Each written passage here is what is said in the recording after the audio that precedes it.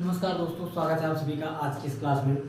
तो जैसा कि आप लोग जानते हैं कि इस टाइम टेंस की क्लास चल रही है और टेंस में हम पढ़ते हुए क्रम में प्रेजेंट इंडेफिनिट और प्रेजेंट कंटीन्यूअस टेंस को पढ़ चुके हैं। ठीक है, प्रेजेंट इंडेफिनिट और प्रेजेंट कंटीन्यूअस टेंस को पढ़ चुके हैं।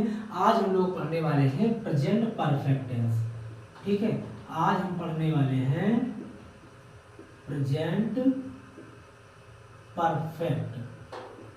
ठीक है, प्रेजेंट परफेक्ट टेंस आज हम पढ़ेंगे। प्रेजेंट परफेक्ट टेंस बिल्कुल प्रॉपर वे में, बिल्कुल अच्छे तरीके से, बिल्कुल जीरो लेवल से हाई लेवल तक हम पढ़ेंगे और समझेंगे कि प्रेजेंट परफेक्ट टेंस का नियम क्या होता है, पहचान क्या होता है और इसका ट्रांसलेट हम लोग कैसे करते हैं। ठीक है, तो सबसे पहले बात करते हैं पहचान की। सबसे पहले बात करते हैं पहचान की। तो इसकी पहचान क्या होती है? इसकी पहचान होती है चुका है, चुका है, चुकी है,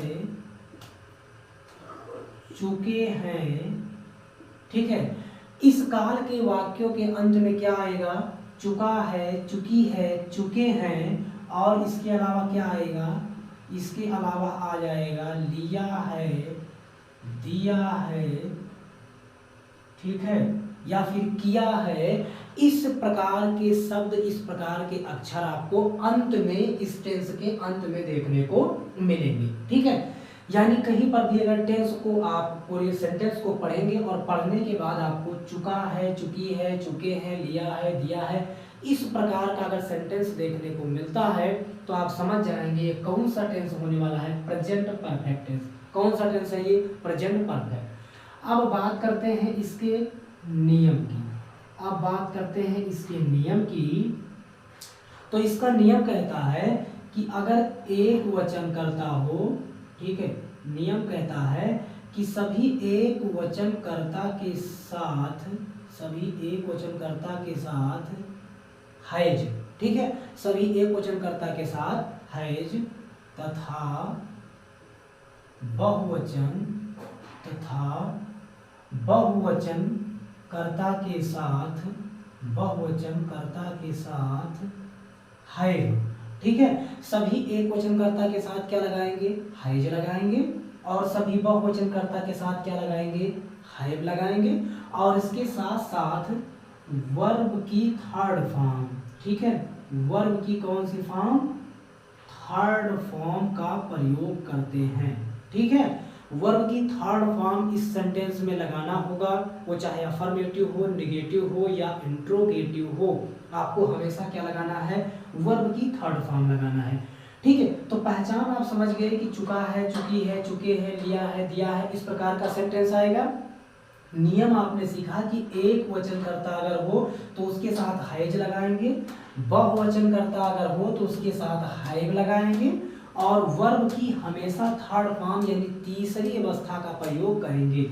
एक वचन और बहुवचन कर्ता आप अच्छी तरह से जानते हैं, अगर नहीं जानते हैं तो इसके पहले जो हमने वीडियो बनाया है उसमें बता रखा है। ठीक है, कि ही, सी, इट या किसी का नाम आवे तो एक वचन और इसके अलावा आई, बी, यू और दे, ये किस में आता है? बहुवचन में आता है। ठीक है, तो इस प्रकार से इसका नियम होता है। अब चलिए कुछ एग्जाम्पल लेते हैं और इस सेंटेंस को करने की कोशिश करते हैं।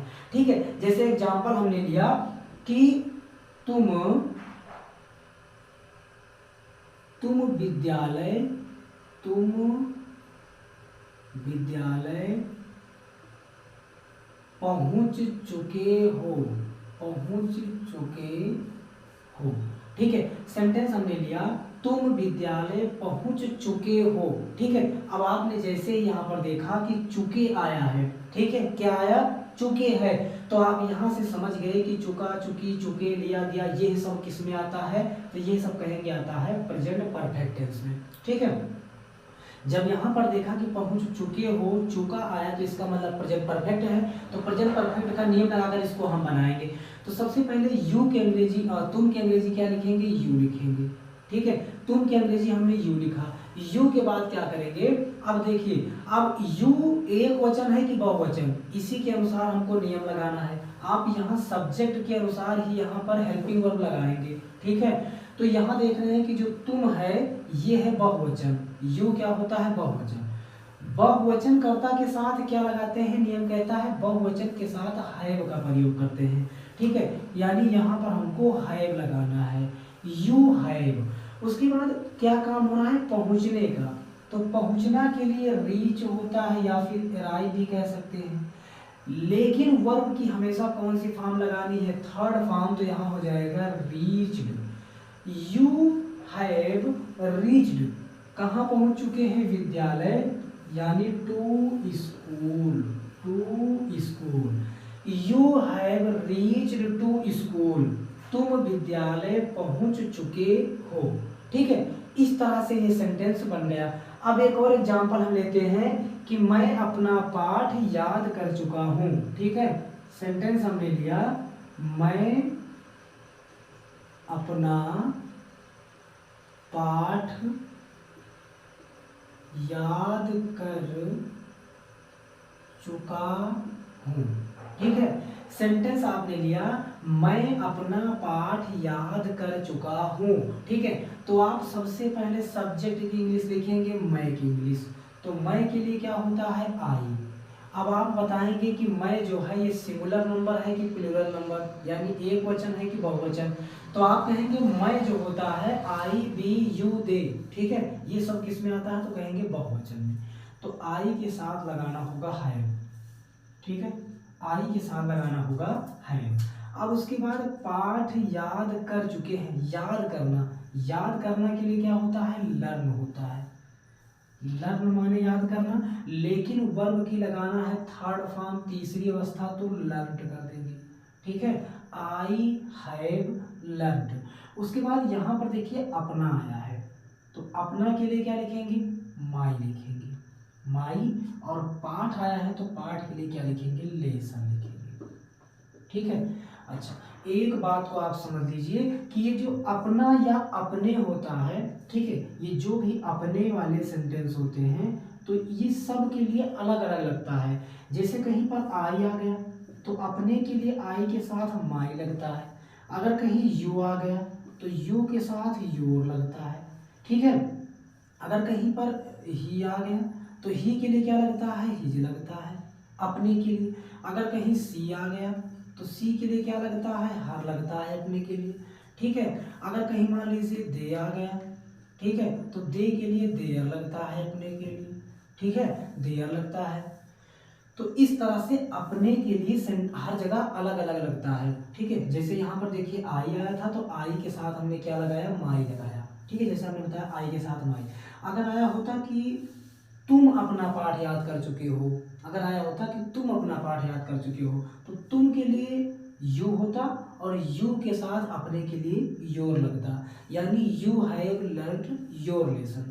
अगर होता कि वह अपना पाठ याद कर चुका है तो लिखते he has learned his lesson, ठीक है। अगर होता वह अपना पाठ याद कर चुकी है तो लिखते सी हैज लर्न्ड हर लेसन, ठीक है।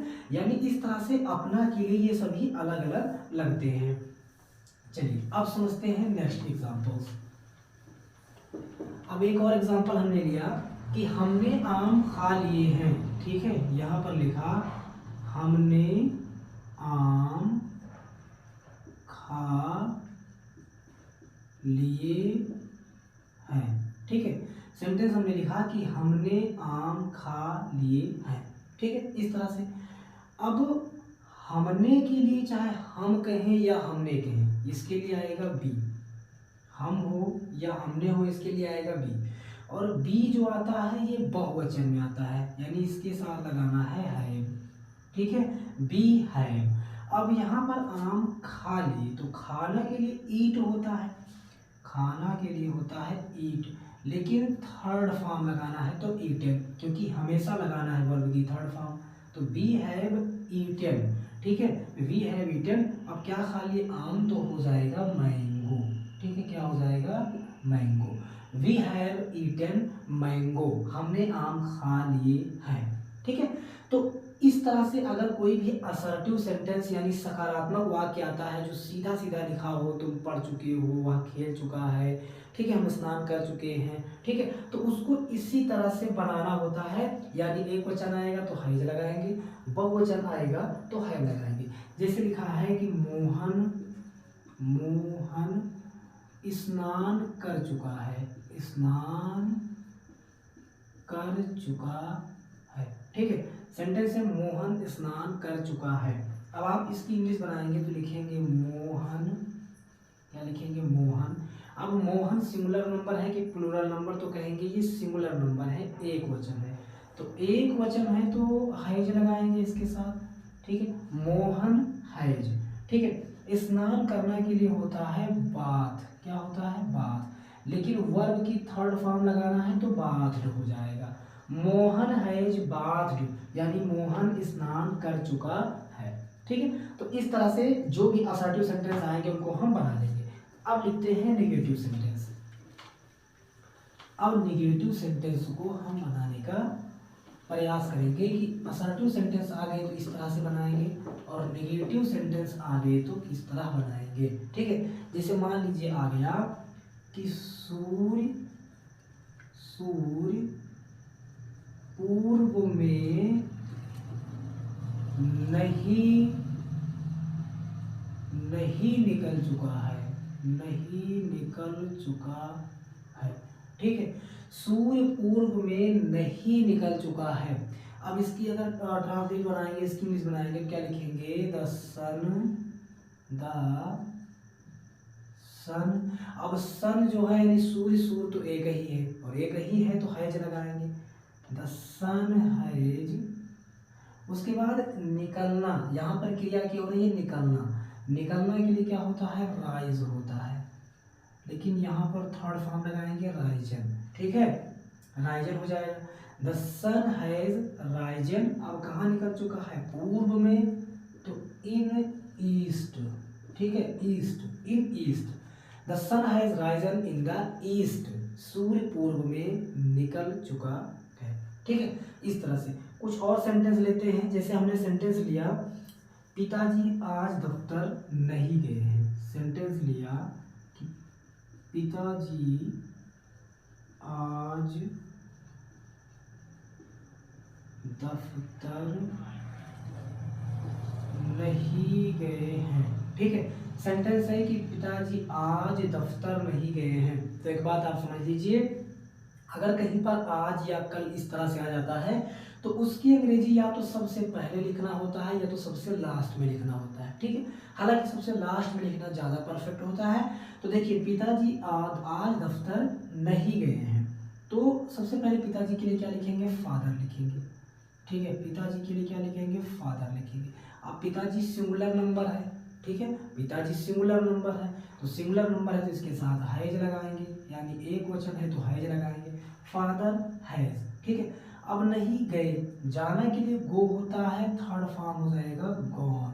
ठीक है, और एक चीज और यहाँ पर था भाई सन, सूर्य पूरब में नहीं निकल चुका है, नहीं आया था तो द सन हैज नॉट यहाँ पर लगा देना था। ठीक है, the sun has not risen in the east. इसी तरह से यहाँ पर क्या लिखेंगे द फादर हैज नॉट, क्या लिखेंगे द फादर हैज नॉट। जाना के लिए गो होता है, गो की थर्ड फॉर्म लगाएंगे गॉन। उसके बाद टू ऑफिस, ऑफिस मतलब कार्यालय, और फिर आज आया है तो आज के लिए क्या लिख देंगे टुडे लिख देंगे। ठीक है, father has not gone to office today, पिताजी आज दफ्तर नहीं गए हैं। ठीक है, इस तरह से बनाना होगा। नहीं आ जाएगा तो हेल्पिंग वर्ब के तुरंत बाद आप नॉट लगा देंगे। ठीक है, चलिए एक और एग्जांपल लेते हैं। एग्जांपल है कि माँ ने अभी तक खाना नहीं बनाया, या फिर माँ ने खाना नहीं बनाया। ठीक है, माँ ने खाना नहीं बनाया है। ठीक है, माँ ने खाना नहीं बनाया है, तो माँ के लिए क्या लिखेंगे तो कहेंगे मदर लिखेंगे। ठीक है, क्या लिखेंगे मदर लिखेंगे। अब मदर है सिंगुलर नंबर क्योंकि माता जी एक ही होती है, तो एक वचन है, तो एक वचन है तो इसके साथ हैज लगाएंगे, मदर हैज। उसके बाद नहीं आया है तो नहीं के लिए क्या लगाएंगे नॉट लगाएंगे। ठीक है, मदर हैज नॉट। अब देखिए खाना बनाना, तो बनाना के लिए क्या होता है, बनाना या फिर पकाना, इसके लिए कुक होता है, थर्ड फॉर्म लगाएंगे तो कुक्ड हो जाएगा। Mother has not cooked the food, cooked the food, यानी माँ ने खाना नहीं बनाया है, mother has not cooked the food. इस तरह से अगर नेगेटिव सेंटेंस आ जाएंगे तो आपको इस तरह से बनाना होगा, यानी सबसे पहले सब्जेक्ट लिखना होगा, फिर हेल्पिंग वर्ब, उसके जस्ट बाद नॉट लगा देंगे और फिर वर्ब लिखेंगे। ठीक है, वीडियो अच्छा लग रहा है तो वीडियो को लाइक जरूर करेंगे, और चैनल पर पहली बार वीडियो देख रहे हैं तो चैनल को सब्सक्राइब जरूर कर लीजिएगा। इसके बाद अब देखते हैं इंट्रोगेटिव। ठीक है, आप अफर्मेटिव समझ गए, नेगेटिव समझ गए, अब समझते हैं इंट्रोगेटिव। तो इंट्रोगेटिव का जो नियम है वो इससे पहले भी हम आपको बता चुके हैं, प्रश्नवाचक का नियम इससे पहले भी हम आपको बता चुके हैं। ठीक है, प्रश्नवाचक का नियम यही कहता है कि यदि प्रश्नवाचक, ठीक है, इससे पहले भी हमने नियम बताया है, अगर इससे पहले वीडियो आपने देखा होगा तो आप जानते हैं कि यदि प्रश्नवाचक शब्द बीच में आए तो, यदि प्रश्नवाचक शब्द बीच में आए तो उसकी अंग्रेजी पहले लिखते हैं।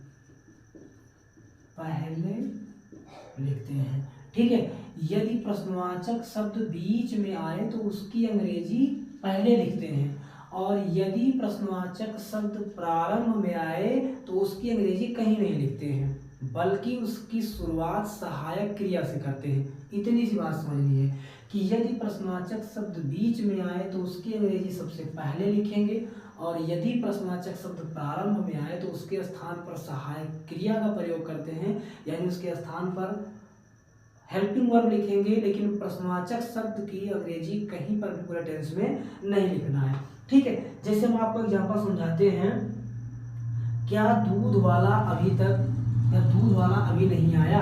ठीक है, जैसे लिखा हुआ है, क्या दूध वाला अभी नहीं आया। सेंटेंस है कि क्या दूध वाला अभी नहीं आया। ठीक है, अभी नहीं आया है। ठीक है, क्या दूध वाला अभी नहीं आया है। हमने कहा यदि प्रश्नवाचक शब्द बीच में आए तो उसकी अंग्रेजी सबसे पहले लिखेंगे, लेकिन यदि प्रश्नवाचक शब्द प्रारंभ में आए तो उसकी अंग्रेजी कहीं नहीं लिखेंगे। तो इसकी अंग्रेजी आपको पूरे सेंटेंस में कहीं नहीं लिखना है। ठीक है, इसकी अंग्रेजी नहीं लिखना है, बल्कि इसके स्थान पर सहायक क्रिया लगाना है। सहायक क्रिया क्या लगाएंगे, आप इसके आगे बढ़कर चेक कीजिए कि जो हमारा सब्जेक्ट है वो सिंगुलर है कि प्लूरल। आपने कहा दूध वाला आया है, दूध वाला सिंगुलर नंबर है, एक वचन है, एक ही दूध वाला है, तो यानी एक वचन है। और एक वचन कर्ता के साथ क्या लगाते हैं, तो कहेंगे हैज लगाते हैं। इसका मतलब इसकी शुरुआत होगी हैज से। ठीक है, हैज लिखेंगे, फिर दूध वाला के लिए लिखेंगे मिल्कमैन। ठीक है, लिखेंगे मिल्कमैन, हैज मिल्कमैन। ठीक है, हैज मिल्कमैन। ठीक है, नहीं आया, has milkman not come, come came come, third form come ही होती है। हैज मिल्कमैन नॉट कम, अभी के लिए नाउ लिख देंगे। ठीक है, has milkman not come now, क्या दूध वाला अभी नहीं आया। ठीक है, ऐसे ही सेंटेंस और आता है, मान लीजिए लिखा है कि क्या तुम पूजा कर चुके हो, क्या तुम पूजा कर चुके हो। तो आप देखेंगे सबसे पहले कि ये सेंटेंस प्रश्नवाचक शब्द बीच में आया है कि प्रारंभ में आया है। तो आपने देखा प्रश्नवाचक शब्द यहाँ प्रारंभ में आया है, इसका मतलब इसकी अंग्रेजी कहीं पर भी नहीं लिखना है। ठीक है, तो क्या तुम पूजा कर चुके हो, इसकी अंग्रेजी नहीं लिखना है। और इसके बाद आप चेक करेंगे कि हमारा सब्जेक्ट सिंगुलर है कि प्लूरल। तो आपने कहा तुम आया है, तुम होता है बहुवचन, यानी इसकी शुरुआत होगी हैव से। ठीक है, इसकी शुरुआत किससे होगी, हैव से। हैव लिखेंगे, हैव के बाद तुम की अंग्रेजी यानी यू लिखेंगे, हैव यू। उसके बाद पूजा करना के लिए क्या होता है, वर्शिप होता है। ठीक है, पूजा करना के लिए वर्शिप होता है, लेकिन थर्ड फॉर्म लगाएंगे तो वर्शिप्ड हो जाएगा। हैव यू वर्शिप्ड, क्या तुम पूजा कर चुके हो। तो याद रखिएगा, कहीं पर भी अगर प्रश्नवाचक शब्द प्रारंभ में आता है, क्या, क्यों, कब, कहाँ, कैसे, अगर यह शब्द आपको प्रारंभ में लिखे हुए मिल जाएंगे तो उसकी अंग्रेजी टेंस में नहीं लिखना है, बल्कि उसके स्थान पर सहायक क्रिया लिखनी है। सहायक क्रिया आप कैसे लिखेंगे, यहाँ चेक करेंगे कि हमारा जो सब्जेक्ट है वो एक वचन है कि बहुवचन है, इसके अनुसार हमको सहायक क्रिया यहाँ पर लगाना है। ठीक है, जैसे हमने लिखा चपरासी कहाँ गया है। ठीक है, जैसे लिखा हुआ है कि चपरासी कहाँ गया है। सेंटेंस लिखा है कि चपरासी कहाँ गया है। अब आप सेंटेंस को देखिए और सबसे पहले ये समझने की कोशिश कीजिए कि प्रश्नवाचक शब्द प्रारंभ में आया है कि बीच में आया है। तो आपने देखा कि चपरासी कहाँ गया है, यहाँ पर कहाँ शब्द आ रहा है, बीच में। कहाँ शब्द कहाँ आ रहा है, बीच में आ रहा है। नियम आपने पढ़ा कि प्रश्नवाचक शब्द अगर बीच में आए तो उसकी अंग्रेजी सबसे पहले लिखेंगे। अगर बीच में आए तो उसकी अंग्रेजी पहले लिखना है। तो सबसे पहले कहाँ की अंग्रेजी लिखेंगे, यानी सबसे पहले लिखना है व्हेयर। ठीक है, क्या लिखेंगे, व्हेयर। अब आप यहाँ चेक करेंगे कि हमारा सब्जेक्ट एक वचन है कि बहुवचन है। एक वचन है तो उसकी सहायक क्रिया लगाएंगे, बहुवचन है तो उसकी लगाएंगे। यहाँ हमने देखा कि ये जो चपरासी है, चपरासी क्या है, एक वचन। एक वचन है तो इसका मतलब कि इसके साथ हैज लगाएंगे। ठीक है, व्हेयर हैज। उसके बाद चपरासी की अंग्रेजी लिखेंगे प्योन, व्हेयर हैज प्योन। उसके बाद गया, तो जाना के लिए होता है गो, थर्ड फॉर्म लगाएंगे तो हो जाएगा गॉन। ठीक है, व्हेयर हैज प्योन गॉन, चपरासी कहाँ गया है। ठीक है, और एग्जांपल लेते हैं। और एग्जांपल जैसे हमने लिखा कि तुम्हें आज किसने बुलाया है, तुम्हें आज किसने बुलाया है। ठीक है, किसने बुलाया है, तुम्हें आज किसने बुलाया है। सेंटेंस आपने लिखा तुम्हें आज किसने बुलाया है। ठीक है, तो अब आप यहाँ चेक करेंगे सबसे पहले कि प्रश्नवाचक शब्द प्रारंभ में आ रहा है कि बीच में आ रहा है। तो देखिए किसने जो है यहाँ पर कहाँ आ रहा है, बीच में आ रहा है, यानी प्रश्नवाचक शब्द कहाँ आ रहा है, बीच में आ रहा है। और यदि प्रश्नवाचक शब्द बीच में आ रहा है तो उसकी अंग्रेजी सबसे पहले लिखना है। तो किसने की अंग्रेजी सबसे पहले लिखेंगे, हु लिखेंगे। ठीक है, अब तुम्हें आज किसने बुलाया है, अब जिसने बुलाया वो हमेशा फर्स्ट पर्सन यानी कि सिंगुलर नंबर होगा, एक वचन होगा। ठीक है, किसी एक व्यक्ति ने बुलाया होगा तो वो एक वचन होता है। ठीक है, तो लिखेंगे हु हैज। भाई प्रश्नवाचक शब्द की अंग्रेजी लिखने के जस्ट बाद आपको हेल्पिंग वर्ब लिखना होगा, हु हैज। अब बुलाना के लिए क्या होता है, तो कहेंगे कॉल माने बुलाना या पुकारना, थर्ड फॉर्म कॉल्ड हो जाएगी, हु हैज कॉल्ड। अब तुम्हें बुलाया है तो यू लिखेंगे, हु हैज कॉल्ड यू। और आज आया है तो हमने कहा आज, कल, ये सब अगर आए तो उसकी अंग्रेजी कहाँ लिखते हैं, सबसे लास्ट में। Who has called you today, तुम्हें आज किसने बुलाया है। ठीक है, तो इस बात को याद रखना है कि प्रश्नवाचक शब्द अगर बीच में आएगा, कहीं पर भी बीच में आएगा तो उसकी अंग्रेजी सबसे पहले लिखना है। देखिए उसकी अंग्रेजी सबसे पहले लिखेंगे, फिर सहायक क्रिया लिखेंगे, फिर आप क्या काम कर रहे हैं। जैसे यहाँ पर क्या काम हो रहा था, हु हैज कॉल्ड। ठीक है, तो जैसे यहाँ पर क्या काम हो रहा था, जाने का, तो चपरासी कहाँ गया है, तो व्हेयर हैज प्योन गॉन हमने लिखा। इसी तरह से तुम्हें आज किसने बुलाया है, तो who has called you today. ठीक है, लेकिन यदि प्रश्नवाचक शब्द प्रारंभ में आएगा तो उसकी अंग्रेजी टेंस में कहीं पर भी नहीं लिखना है, उसकी अंग्रेजी टेंस में कहीं पर भी नहीं लिखना है, बल्कि उसके स्थान पर सहायक क्रिया का प्रयोग करना है।